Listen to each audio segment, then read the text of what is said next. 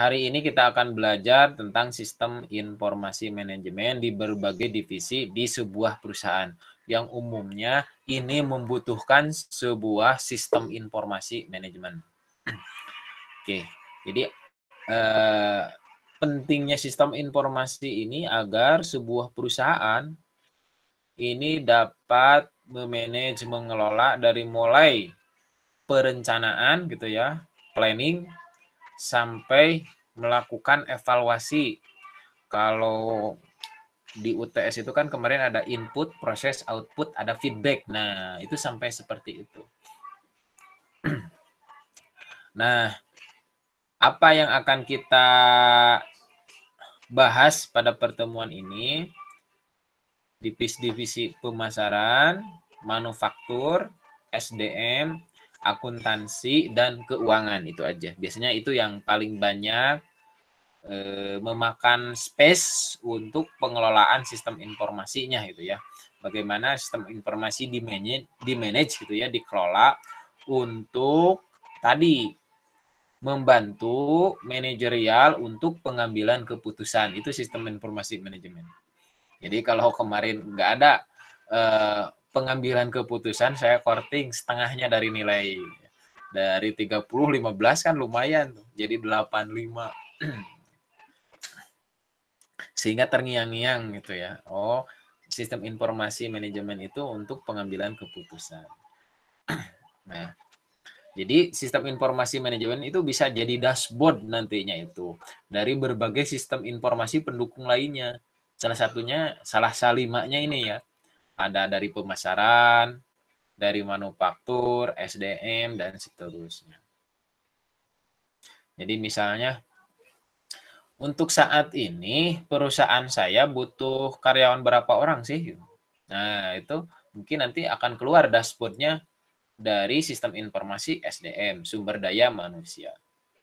Keuangan kita saat ini seperti apa sih? Mungkin akan keluar dari sistem informasi keuangan. Untuk proses produksi saat ini bagaimana keadaannya? Muncul informasi manufaktur.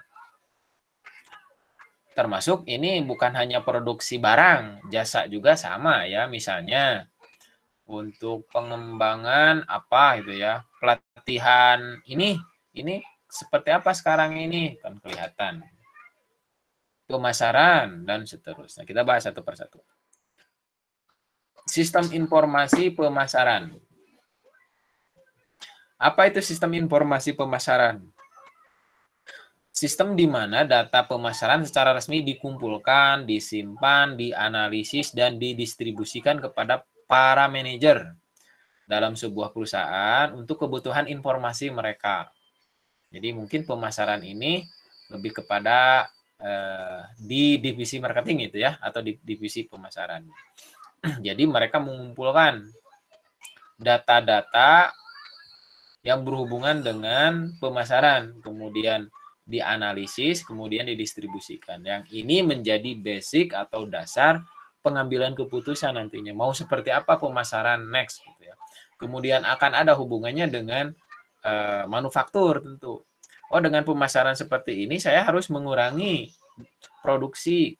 Oh, harus menambah produksi. Ini juga akan berimbas pada divisi-divisi lain. Oh, mengurangi sumber daya manusia. Oh, akan menambah biaya menambah uang untuk biaya produksi karena pemasaran kita akan gencar, akan meluas gitu dan seterusnya. Jadi divisi satu dengan yang lain tentu akan saling berhubungan dengan adanya sistem informasi manajemen. Biasanya sistem informasi pemasaran ini hubungannya dengan internal perusahaan ya. Jadi pencatatan, laporan gitu ya. Jadi termasuk intelijen pemasaran, mengamati kondisi di luar seperti apa sih. Kemudian analisis pemasaran. Jadi analisis itu lebih kepada prosedur atau tahapan-tahapan gitu ya, dengan melihat situasi dan kondisi saat ini. Kalau pengamatan biasanya perbedaan dengan pengamatan ya, kalau pengamatan biasanya hubungannya dengan masa yang akan datang akan seperti apa gitu ya. Kalau internal perusahaan itu lebih kepada catatan. Jadi kayak gini lah.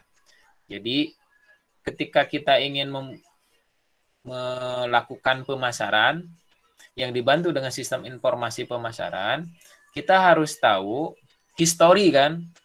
Histori misalnya 1 tahun terakhir ini pemasaran kita seperti apa. Berarti ini perlu sumber dari internal perusahaan berupa laporan pemasaran, misalnya catatan-catatan kegiatan pemasaran, dan seterusnya.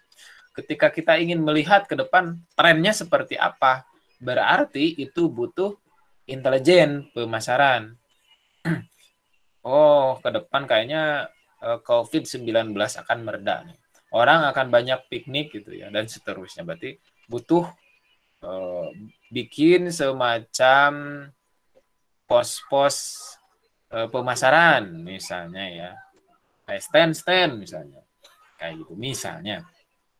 Kalau analisis jelas berdasarkan data secara prosedural tahapan-tahapannya, sehingga berdasarkan situasi dan kondisi, oh ini yang harus kita lakukan misalnya ya. Manfaatnya jelas ini berdasarkan data-data yang ada gitu ya, yang di manage, yang dikelola. Ini kita bisa merencanakan pemasaran yang efektif dan efisien ke depan seperti apa ya. Kemudian kita juga bisa menganalisis pesaing berdasarkan pengamatan tentunya. Intelijen. Oh, pesaing kita sudah bikin produk misalnya seperti ini nih. Termasuk kebutuhan pelanggan dengan berdasarkan catatan yang ada gitu ya. Oh, orang itu cenderung kalau pandemik seperti ini di rumah gitu ya, sehingga pemasarannya efektif melalui apa gitu ya. Oh, melalui ini misalnya gitu ya, seperti itu. Nah, sehingga sistem informasi manajemen punya andil di sini sebagai mengambil keputusan ya ketika perusahaan ingin melakukan inovasi, sehingga akan tepat pada target atau sasaran. Tentu perusahaan ini satu ya tujuannya menghasilkan laba yang paling besar gitu ya. Dan kalau pemasaran hubungannya biasanya dengan jangkauan wilayah, jangkauan pemasaran, dan seterusnya. Itu ya. Oh, misalnya dengan data 1 tahun terakhir, dengan pengamatan ke depan, dengan analisis pemasaran, kemudian dibuatkan perencanaan, kebutuhan pelanggan, pesaingnya seperti ini. Oh, untuk tahun depan kita harus produksi seperti ini nih. Nah, itulah fungsinya dari dashboard sistem informasi manajemen pemasaran. Jadi, pengambilan keputusan itu sifatnya tetap oleh manajerial, oleh orang gitu ya, atau sekelompok orang. Tetapi dukungan datanya itu by system. Kebayang ya?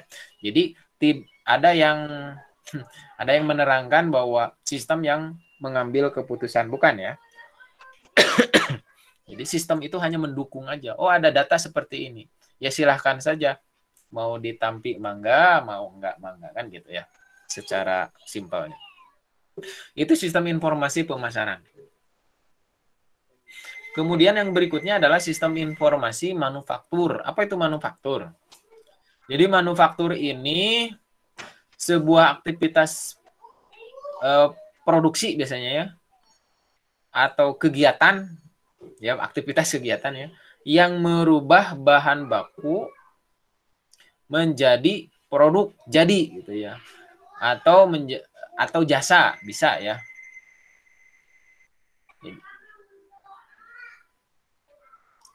Kalau sistem informasinya sendiri berarti sistem yang mengolah datanya ya, behind-nya, belakang itunya gitu ya. Untuk mendukung kegiatan produksi dari mulai input, proses, output. Misalnya gini, untuk membuat sebuah mouse itu dibutuhkan karena mouse ini mouse elektrik gitu, berarti kan ada sensor, ada karet di atasnya, dan yang lainnya. Lanjut ya. Baik, Pak. Baik, Pak. Baik, Pak. Baik, Pak. Oke. Sistem informasi manufaktur tadi ya. Jadi mengubah bahan baku menjadi jadi. Nanti bagaimana sistem informasi manufaktur ini untuk mendukung data-data pada proses dari mulai barang masuk sampai barang jadi. Kayak tadi misalnya mouse. Mouse itu punya kebutuhan apa aja sih datanya itu ya. Tapi bukan hanya menempel pada mouse aja. Butuh untuk memproduksi 10 mouse atau 1000 mouse ini butuh biaya berapa, butuh orang berapa, butuh kapasitas pabrik berapa, dan seterusnya. Dan setiap tahapan itu pasti akan mendatangkan data-data baru gitu ya. Jadi lingkup dari manufaktur itu, dari sistem informasi manufaktur gitu ya, dari mulai perencanaan, tadi ketika kita akan memproduksi sebuah barang, kita akan menentukan data-data apa aja yang memang dibutuhkan. Kayak tadi misalnya 1000 mouse berarti butuh 20 pekerja, uang sekian, kemudian data-data lainnya apa aja misalnya ya, dan seterusnya. Tadi ini ya, tenaga kerja, produksi, kebutuhan bahan baku, sampai ke pengendalian manufaktur. Manfaatnya tentu dengan ini akan menghasilkan produksi yang lebih efisien dan tepat waktu. Tadi ya sudah jelas, ketika produksi nanti kita akan tahu misalnya, oh gudang kosong, akan ada hubungannya dengan gudang. Oh keuangan ada, gitu ya. Jangan sampai data keuangan tidak mendukung sehingga produksi berhenti di proses misalnya assembling atau perakitan belum sampai selesai. Kan bahaya itu. Bahayanya kemana? Banyak. Misalnya demand atau permintaan barang akan terhambat. Kemudian orang atau pegawai akan tidak bekerja, standby, dan seterusnya. Kemudian yang berikutnya terencana dengan baik dan terarsipkan ini ya, historical. Jadi ada historical si barang tersebut. Kalau di Jepang katanya ya, saya juga nggak tahu. Ketika kita membeli satu buah apel, kemudian kita scan labelnya, kita bisa tahu produksi dari awal sampai akhir. Dari mulai menanam tanggal berapa gitu ya. Kemudian lokasinya di mana, siapa petaninya, berapa lama dia produksi, tanggal berapa dipanen, sampai ke masuk minimarket atau supermarket, tahu. Nah, kan terhistorikal sebuah manufaktur itu. Sebuah proses bisnis, sebuah sistem informasi dari mulai barang belum jadi menjadi jadi. Kalau contohnya apel itu berarti dari mulai dia benih sampai dimakan teh tahu, kan keren. Itu kan menjadi sebuah nilai lebih dalam sebuah rantai pasok. Nah, hubungannya dengan SIM apa gitu ya? Hubungan dengan SIM tentu jelas pengambilan keputusan dari kegiatan perencanaan dan pengendalian. Perencanaan ya tadi gitu ya. Pabrik kita ini kan punya rencana misalnya tahun 2021 ini akan memproduksi 1000 mouse Logitech misalnya. Oh, pada kenyataan pertengahan bulan ada pandemik yang melanda Indonesia. Ada bencana melanda Indonesia di mana-mana. Harus dikendalikan itu. Oh, kita pending dulu. Mungkin diproduksinya di akhir tahun aja sebagian besar. Nah, gitu. Jadi ada perencanaan, ada pengendalian juga, tidak langsung terus. Kan tadi pengendalian itu dari mana? Dari feedback output yang dihasilkan. Berdasarkan output itu bisa kondisi eksternal atau lingkungan eksternal. Ini contoh dari sebuah sistem informasi manufaktur ya. Tentu di sini bentar. Tadi ya ketika ingin membuat sebuah produksi, kita membutuhkan data akuntansi, keuangan di sini.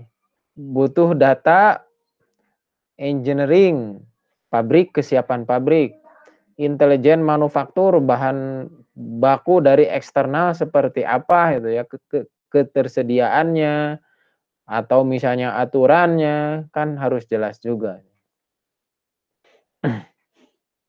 Dan ini terintegrasi ke dalam sebuah database, kita sudah belajar sebelumnya tentang database, menjadi sebuah knowledge, menjadi sebuah pengetahuan untuk membuat sebuah produksi nantinya.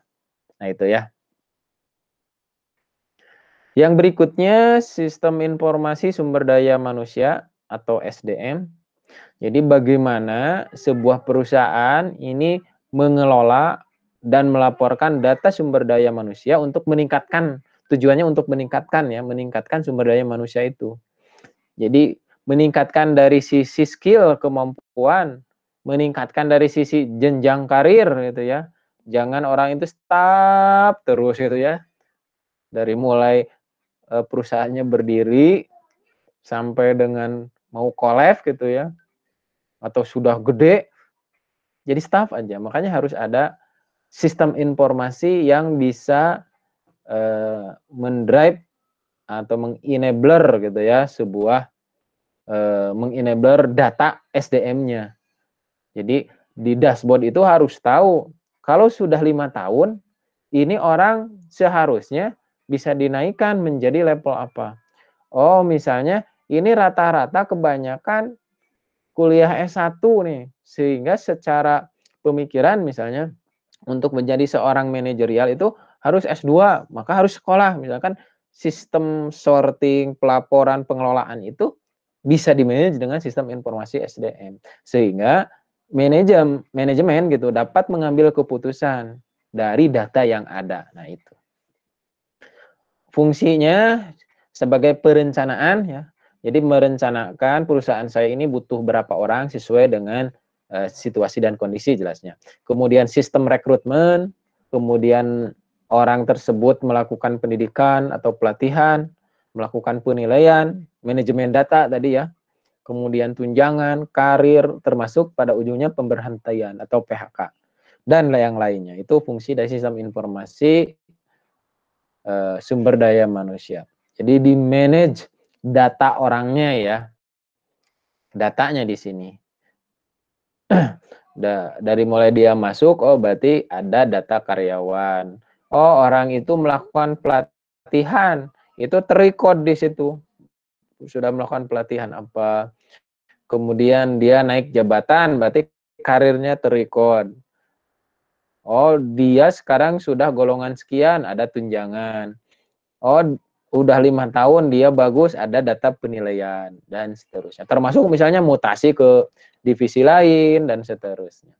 Ada penghargaan di situ. Ya itu di manage, dikelola dengan baik.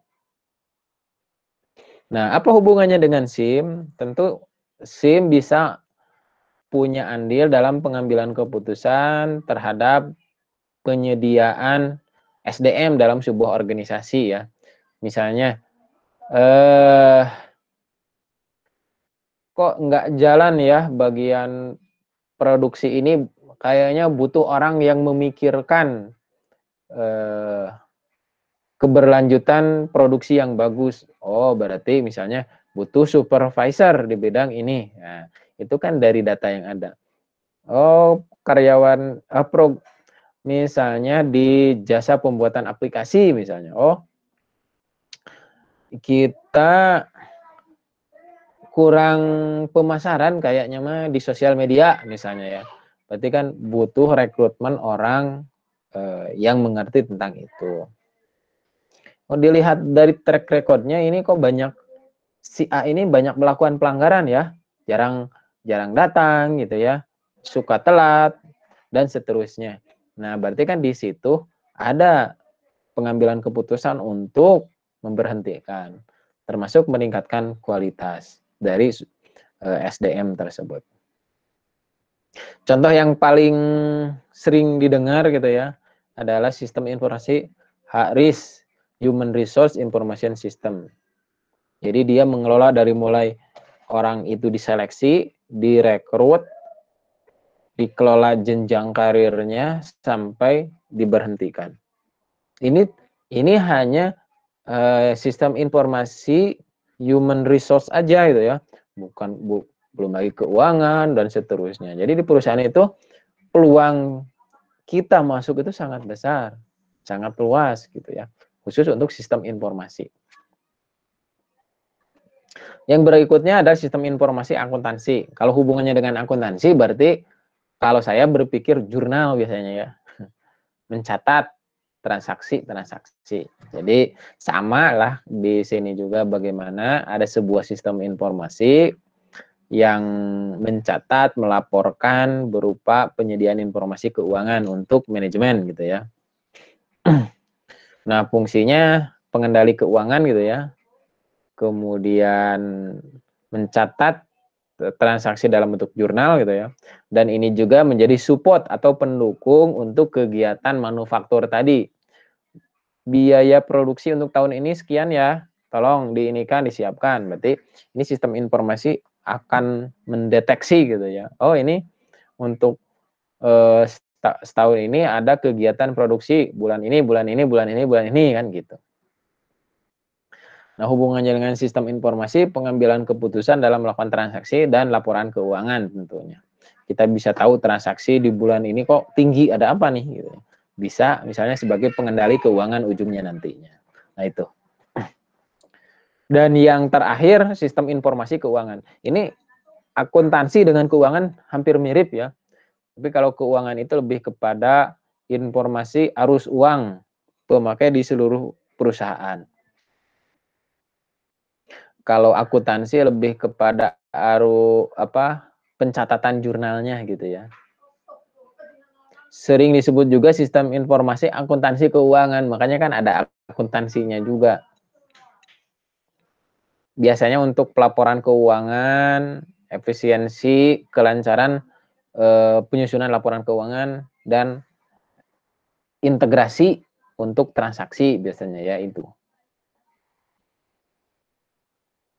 Jadi kayak misalnya di kampus BAK misalnya kan lebih kepada keuangannya. Hubungannya dengan SIM tentu menyediakan informasi pengambilan keputusan keuangan secara strategis. Maksudnya ini lebih luas lagi gitu ya. Oh, saya butuh produksi sekian, berarti saya butuh pendanaan atau modal sekian. Oh, ada partner nih yang akan memberikan modal atau pinjaman atau apa. Nah, itu keuangan. Jadi mirip-mirip. Makanya saya berikan sebuah matriks gitu ya. Perbedaan antara sistem informasi akuntansi dan keuangan biar lebih kebayang. Kalau sistem informasi akuntansi itu kalau di sisi aktivitas gitu ya, bersifat internal, jadi mencatat kegiatan-kegiatan rutinitas. Kalau keuangan itu sifatnya laporan keuangan tahunan, biasanya kan ada di website itu laporan keuangan misalnya PT Telkom 2020. Secara umum biasanya menggambarkan dia. Tapi kalau jurnal tidak akan dipublish karena jurnal itu sifatnya detail gitu ya. Penggajian sekian, ini sekian, sekian. Laporan keuangan secara global. Nah, itu.